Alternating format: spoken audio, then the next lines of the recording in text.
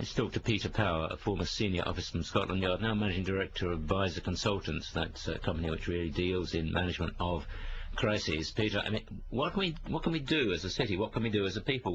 How are we supposed to behave in future? You can't stop these kind of things, can you?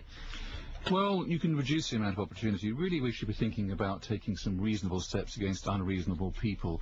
I have to say that what Mike Granite said there about being a wake-up call, I'm sorry, I don't agree with that. We've had wake-up calls. If this is another wake-up call, something's wrong. The alarm's been ringing for many years. People have been saying, get ready for this, it's going to happen, from the Prime Minister downwards. The other thing we should be thinking about is really looking at what you were just talking about. What should we be doing? Certainly when I was at Scotland Yard, and it wasn't all that long ago, we were having events like this probably every week at the height of the IRA campaign.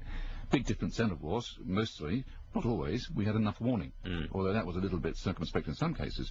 But now we're dealing with people who simply want to have mass casualties. They want no dialogue, no warning. They don't want an agenda and so on. Things are a little bit different. Well, indeed, and that's why it's so difficult. So what do we do? You can't, I mean, some people just say, look, the best thing to do is just carry on as you were, because you can't let bombers subjugate you. You can't allow your life to be destroyed by them. I mean, how do you effectively provide security on an underground system?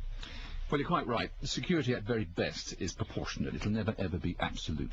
The thing that concerns me is that what are we doing for the thousands of men and women, actually, who are in London working? And I say that because at 9:30 this morning, we were actually running an exercise for over a company of 1,000 people in London based on simultaneous bombs going off precisely at the railway stations that happened this morning.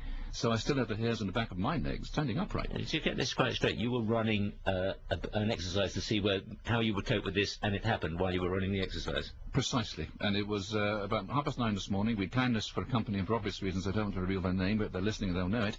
We had a room full of crisis managers for the first time they met. And so within 5 minutes we made a pretty rapid decision. This is the real one.